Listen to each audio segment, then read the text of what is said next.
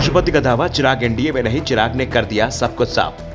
PM Modi ने गले लगाया, दुनिया ने देखा, चाचा भी देखें, चिराग। हाजीपुर सीट को लेकर चाचा भतीजे में फिर शुरू हुआ टकराव। चिराग पासवान एनडीए गठबंधन की बैठक में शामिल हुए थे, उन्हें बुलाया भी गया था, लेकिन बैठक के बुलावे का मतलब ये नहीं हो जाता कि किसी को भी एनडीए में शामिल कर लिया गया है, क्योंकि एनडीए सांसदों की बैठक में चिराग को न्योता नहीं दिया गया था। चिराग की पार्टी आज भी एनडीए का हिस्सा नहीं है। चिराग पासवान के चाचा और राष्ट्रीय लोक जनशक्ति पार्टी के अध्यक्ष पशुपति पारस ने दावा कर चौंका दिया कि चिराग एनडीए में है ही नहीं।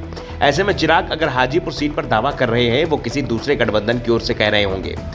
एनडीए कोटे से तो ये सीट मुझे ही मिलनी है। मोदी सरकार में मंत्री पशुपति पारस ने कहा कि चिराग 38 दलों वाले एनडीए की बैठक में जरूर शामिल हुए थे, लेकिन उन्हें एनडीए सांसदों की बैठक में तो नहीं बुलाया गया, यानी वो एनडीए के सांसद नहीं है। ऐसे में कैसे मान लिया जाए कि चिराग की पार्टी या चिराग पासवान एनडीए का हिस्सा बन गए हैं। चिराग खुद को एनडीए का हिस्सा बता रहे हैं, लेकिन लालू तेजस्वी के खिलाफ वो बोलने को तैयार नहीं है। ऐसे में उन्हें एनडीए का शुभचिंतक भी नहीं माना जा सकता।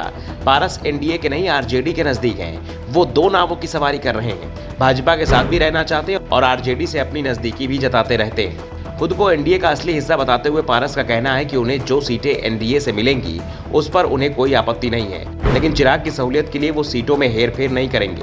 चाचा के दावे पर चिराग पासवान ने कहा कि उन्हें इस बात से हैरानी हो रही है कि उनके चाचा अनाप शनाप बयान दे रहे हैं। चिराग ने कहा कि ये बात सभी को पता है कि एनडीए की बैठक में शामिल होने के लिए उन्हें बीजेपी अध्यक्ष जेपी नड्डा ने न्योता दिया था। उन्होंने इस बात का ऐलान भी किया था कि एलजेपी-आर अब एनडीए का हिस्सा है। मैं जब बैठक में शामिल हुआ तो पीएम नरेंद्र मोदी ने मुझे गले लगाकर एनडीए में स्वागत किया। ऐसे में शक और संशय की स्थिति कहां से उन्हें दिखने लगी है। मेरी एंट्री पर सवाल उठाकर पारस एनडीए की ही छवि धूमिल करने में लग गए हैं। चिराग पासवान ने साफ कर दिया कि उनके एनडीए में शामिल होने या न होने के रास्ते में पशुपति पारस कोई रुकावट नहीं डाल सकते। पीएम मोदी हमेशा मेरे साथ खड़े हैं, यहाँ तक कि जब रामविलास पासवान अस्पताल में थे तो उन्होंने मुझे सहारा दिया था। इसी वजह से एनडीए का हिस्सा न रहते हुए भी मैंने हमेशा बीजेपी का साथ दिया, हर मौके पर खड़ा रहा। उपचुनाव में एनडीए उम्मीदवार के पक्ष में प्रचार किया। प्रधानमंत्री मोदी के खिलाफ मेरी जुबान से कभी कोई कड़वे शब्द नहीं निकले।